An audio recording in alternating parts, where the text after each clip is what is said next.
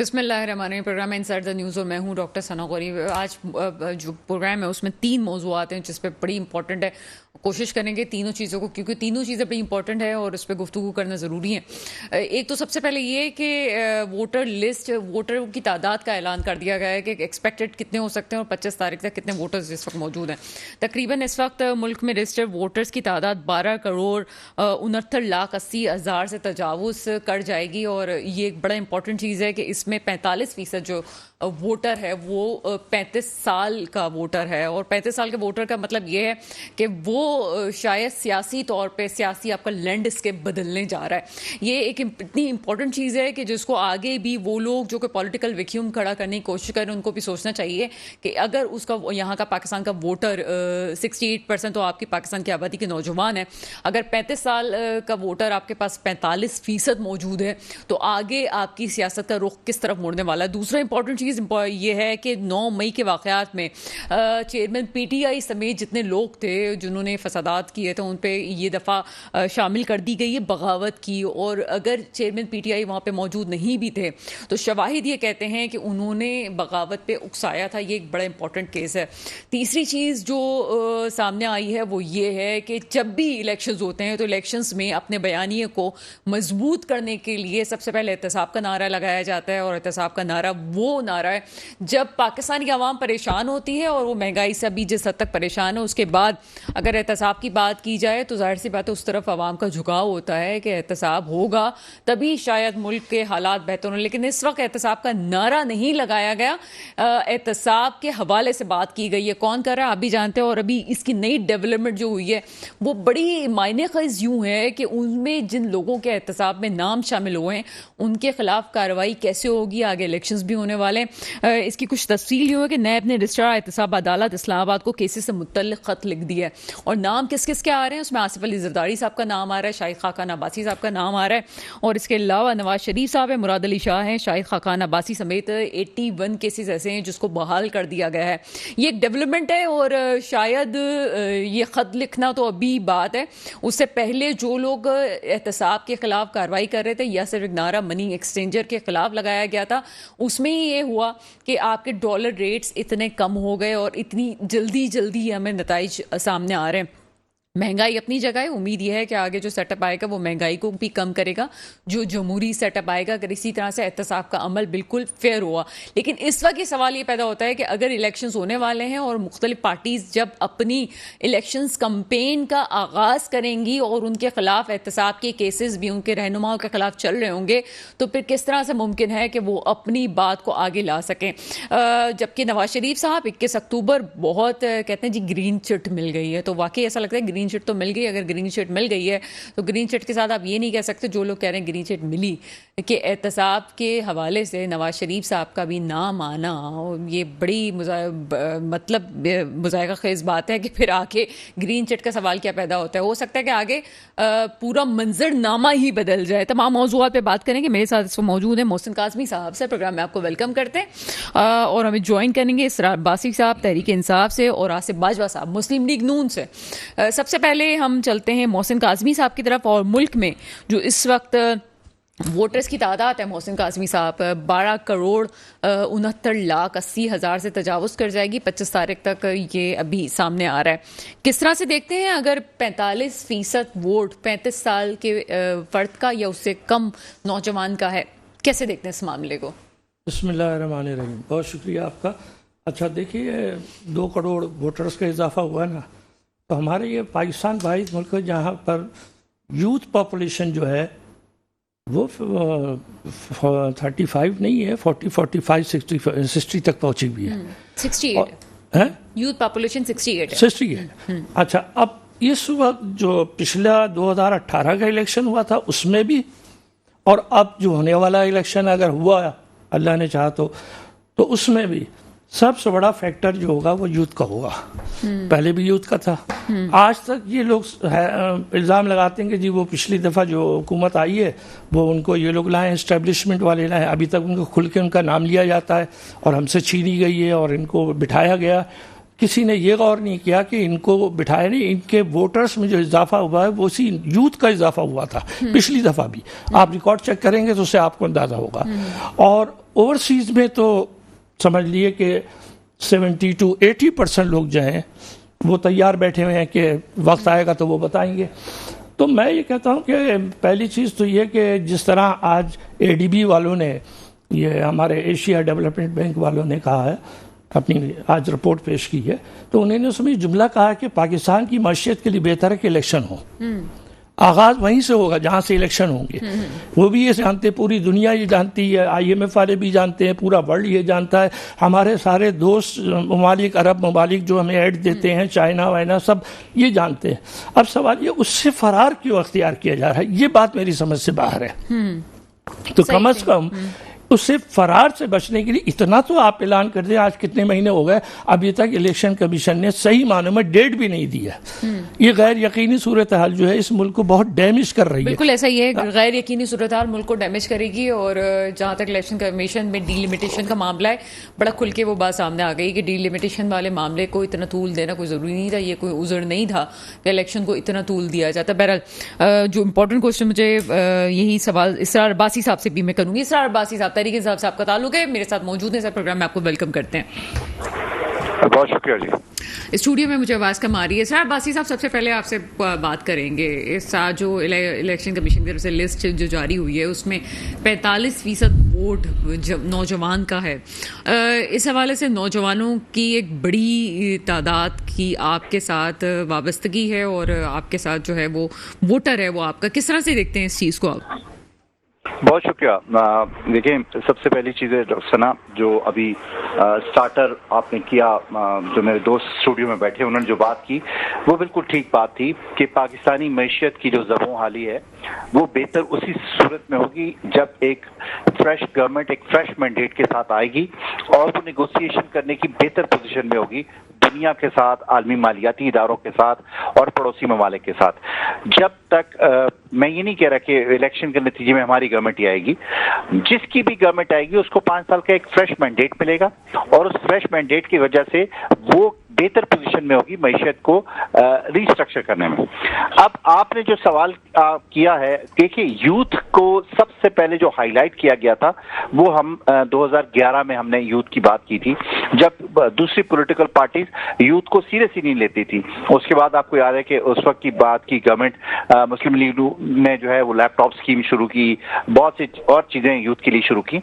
मैं समझता हूँ दुनिया में चंद ममालिक ऐसे हैं जहां इतनी बड़ी यूथ की तादाद है और ये यूथ अब बड़ी वाइब्रेंट यूथ है। ये वो यूथ नहीं है कि जिसको आप 80s और 90s में पीटीवी के जरिए या कुछ अखबारात के तराशों के जरिए उनके जहन साजी कर लेते थे। आज की यूथ के पास सेलुलर टेक्नोलॉजी है और सेलुलर टेक्नोलॉजी के नतीजे में उसकी एक्सेस जो है वो हर चीज के ऊपर है। यानी बहुत से ऐसे मामला थे जो इससे पहले पाकिस्तानी कौम को नहीं पता थे, लेकिन आज IMF की डील से लेके आलमी मंडी में ऑयल प्राइसेस से लेके डॉलर की प्राइसेस से लेके हर चीज एक आम पाकिस्तानी की समझ में है।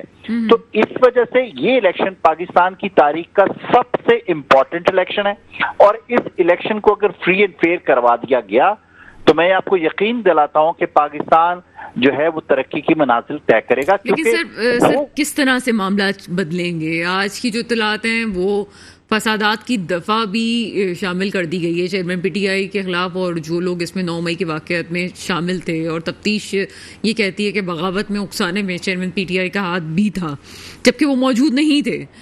किस तरह से देखते हैं इस मामले को? ये पॉलिटिकल वैक्यूम भी खड़ा होगा और फिर खुद PTI किसी और को सरबरा नहीं देखना चाहती। अगर कोई आपके चेयरमैन के खिलाफ कोई कार्रवाई ऐसी होती है कि वो इलेक्शन में शामिल नहीं हो पाएंगे, फिर क्या होगा?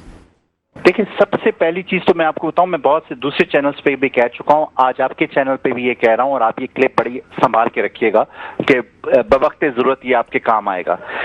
अगर माइनस इमरान खान या माइनस PTI कोई भी इलेक्शन होता है तो उसके इलेक्शन के रिजल्ट 1977 के इलेक्शन के रिजल्ट होंगे जिनको कोई भी तस्लीम नहीं करेगा।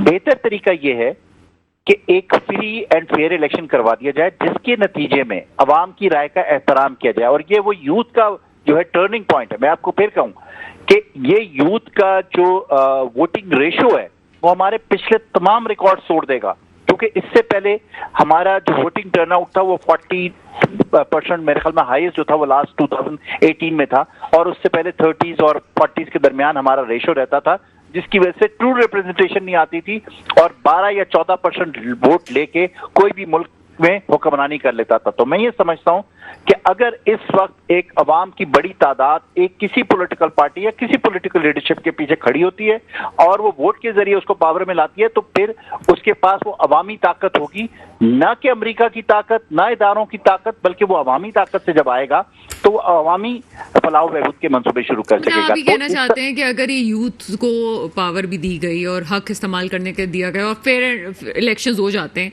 तो पूरा पॉलिटिकल लैंडस्केप बदल सकता है, आपका ये कहना है। लेकिन साथ ही साथ ये भी तो है कि अगर आप इतनी मुल्क की तरक्की चाहते हैं और आप वाकई ये चाहते हैं कि जी मुल्क की तरक्की हो जाए, लेकिन आपके चेयरमैन के खिलाफ मुकदमात अगर नहीं ख़त्म होते तो फिर ये माइनस इमरान वाला फार्मूला तो नहीं हुआ, ये तो मुकदमात हैं जिनको चलना है आगे।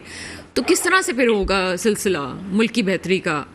सना देखें, मैं फिर कह रहा हूं ना, ये माइनस इमरान खान जो है वो पीटीआई आपने कहा पीटीआई एक्सेप्ट नहीं, ये पाकिस्तानी अवाम एक्सेप्ट नहीं करेगी। अच्छा। तो जब पाकिस्तानी अवाम जिसने डिसाइड करना है कि इस मुल्क में हुक्मरानी किसकी होनी है, जब वो एक्सेप्ट नहीं करेगी तो पीटीआई का तो इशू ही नहीं है ना, ये पाकिस्तान का इशू है। तो अगर आप इस तरह के तजर्बात करेंगे कि आप मुल्क की सबसे बड़ी पॉपुलर जमात को और उसके सबसे पॉपुलर लीडर मुल्क को आप इस तरह के फेक मुकदमात में फंसा के और इलेक्शन की दौड़ से बाहर रखने की कोशिश करेंगे तो उसके रिजल्ट को कौन मानेगा? आप रीसेंट पास में जो 45 दिन की जेल खान साहब ने भी गुजारी है, इस दौरान जितने भी बाय इलेक्शंस हुए हैं, चाहे वो जीपी में हुए, केपी में हुए, कहीं पे भी हुए, हमारे वर्कर्स को बाहर निकलने की इजाजत नहीं है, उनको झंडा उठाने की इजाजत नहीं है, लेकिन उसके बावजूद भी अवाम ने वोट के जरिए पीटीआई को सपोर्ट किया है। तो आप इससे जज कर लीजिए कि अवाम का मूड अब क्या है। अब वो एहतजाज के जरिए नहीं, वो वोट की ताकत के जरिए अपने गुस्से का इजहार करेंगे। अच्छा, एक और चीज़ जो आपकी पार्टी के बारे में कही जाती है, आज मैं एक वीडियो मेरे पास वायरल हुई हुई है तारड़ साहब के हवाले से लंदन में, तो ये यकीनन आपकी बाहर भी जमात है, वहाँ पे पार्टी वो लीड करने वाले लोग भी होते होंगे, जिस किस्म की ज़ुबान इस्तेमाल की जाती है आपके वर्कर्स की तरफ से, क्या कोई चेक एंड बैलेंस होता है? ये पैगाम पहुंचाया जाता है कि इस तरह से ना किया जाए, ये आपके इमेज को मज़ीद ख़राब कर सकता है? किसी भी रहनुमा, किसी भी पार्टी के लीडर को गालियां देना, मुग़लज़ात बकना, ये आम तौर पे देखा गया है आपके वर्कर्स की तरफ। आप ये समझते हैं कि आपका वर्कर है या ये रैंडम लोग हैं जो अपनी भड़ास निकाल रहे हैं? आपका क्या मौक़िफ़ है पार्टी का इस हवाले से? बहुत इंपॉर्टेंट सवाल सना आपने किया और मैं थैंक्स करता हूं कि आपने इस प्लेटफॉर्म पे मुझे इस सवाल का जवाब देने की। बहुत से लोगों तक ये मिसलीड होती है चीज। देखें, पाकिस्तानी अवाम का कल्चर क्या है, आप रोड पे निकलती हैं और किसी जगह पर आपकी गाड़ी के साथ कुछ टकरा जाता है या कुछ होता है, या तो हमारा पहला रिएक्शन क्या है? हम क्या पोलाइट होकर उनसे गुफ्तगू करते हैं या हम अपने मतलब जज्बात का इजहार करते हैं? एक तो ये रैंडम है, ये कोई पीटीआई वर्कर्स नहीं है। देखें, आइडेंटिफाई करने में बहुत सी चीजें हैं जो बहुत आसानी से पता चल जाता है कि जो भी मुस्लिम लीग के लोगों को बुरा कहेगा वो पीटीआई वाला होगा। आप एक आम फहम में देख लीजिए कि कहीं पर भी कोई बंदा अगर बात कर रहा हो कि यार ये मुल्क में ज्यादती हो रही है, ये रूल ऑफ लॉ की जगह लॉ ऑफ रूलर चल रहा है, तो वो फौरन कह देंगे ये पीटीआई का बंदा है। मतलब ये कंसेप्ट गलत है कि जो भी अवाम के अंदर से एक रिएक्शन आता है, मुझे ये बताएं बहुत से और भी सियासी जमातों के कायदीन वहां जाते हैं, बाहर जाते हैं, उनको उस रिएक्शन का सामना क्यों नहीं करना पड़ता? सिर्फ और सिर्फ इन्हीं लोगों को जिन्होंने एक चलती हुई हुकूमत को, एक बेहतर मईशत को बर्बाद करके 16 माह में इस हाल में पहुंचा दिया, उसको अवामी रिएक्शन का सामना तो करना पड़ेगा ना। यहां तो आप अनटचेबल है ना, यहां तो आपका प्रोटोकॉल जो है किसी को करीब आने की इजाजत नहीं देता, वहां आपको टैक्सियों में सफर करना पड़ता है। तो द पॉइंट इज दिस कि जब आप गलत करेंगे आपको अवामी रिएक्शन का सामना करना पड़ेगा। और इसी वजह से जो शुरू में मेरे भाई मोहसिन ने फरमाया कि क्या वजह ये इलेक्शन से फरार चाहते हैं, यही वो वजूहात है जिनकी वजह से ये इलेक्शन से फरार चाहते हैं, क्योंकि उनको पता है कि अवाम का गुस्सा इस हद तक आ चुका है कि वो किसी भी हद तक जा सकते हैं, और आखिरी अगर ऑप्शन उनको वोट की ताकत का ना मिला तो फिर शायद हालात किसी के भी कंट्रोल में ना रहें। अच्छा, आप आपकी बातों का जो मैं मतलब निकाल सकी हूँ और मैं नाज़रीन को बताना चाहूँ, आप ये कहना चाह रहे हैं कि अगर बाहर मुल्क में भी कोई अपना रिएक्शन दिखाता है तो वो ज़रूरी नहीं है कि उसका ताल्लुक पीटीआई से हो। आपका कोई चाहने वाला ज़रूर हो सकता है इमरान खान साहब का, क्योंकि एक उनकी पर्सनैलिटी है, लेकिन आपकी पार्टी का मौक़िफ़ नहीं हो सकता, ना ही सोशल मीडिया पर जो होता है वो कोई उसकी जिम्मेदारी आप लेते हैं। और फिर इसी तरह से अगर मैं कहूँ तो क्या 9 मई के वाक़े में भी आपका ये मौक़िफ़ है कि जनाब वो आवाम का रिएक्शन था और जो कुछ हो रहा है वो गलत है, ये मुकदमात भी गलत है? देखिए, 9 मई के ऊपर तो मैं बारहा मेरा एक ऑफिशियल स्टांस रहा है, जो पार्टी का भी स्टांस है और मेरा भी वही स्टांस है कि 9 मई पाकिस्तान की सालमियत के खिलाफ सबसे बड़ी साजिश की गई। अब उस साजिश का जो ताना बाना है वो कहां से जुड़ता है?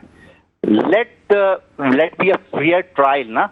आज 9 मई को गुजरे हुए कितना वक्त गुजर चुका है, आज तक क्यों फेयर ट्रायल नहीं हुआ? हुकूमत भी आपके पास है, इदारे भी आपके पास है, सब कुछ आपके पास है, आप क्यों नहीं करा सके? सिर्फ एक बयानिया बनाने के लिए आपने देखा कि मीडिया को कितना पैसा दिया गया। मैं आपकी बात नहीं कर रहा, लेकिन ओवरऑल मेन स्ट्रीम मीडिया को कितना पैसा क्यों दिया गया? सिर्फ एक बयानिया बनाने के लिए कि एक मखसूस पॉलिटिकल जमात को आपने टारगेट करना है, एक मखसूस लीडरशिप को आपने टारगेट करना है। तो आप एक बहुत इनकार सिंपल कर मिसाल रहे हैं आपको कि दे कुछ देता नहीं हुआ था, हूं कि आप इसको मुराद तो राज मानते हैं ना और कि कुछ मियां हुआ था। बहादुर रहमान ये सर- सेम हल्के के कैंडिडेट है, यानी इनके दोनों जो सूबाई हल्के थे साथ साथ थे और ऊपर नेशनल का हल्का था।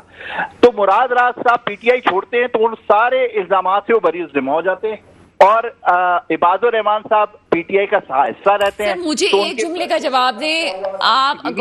आपके बयान के अकॉर्डिंग आप ये, तो फिर आप 9 मई के वाकये को आप ये नहीं समझते कुछ हुआ था?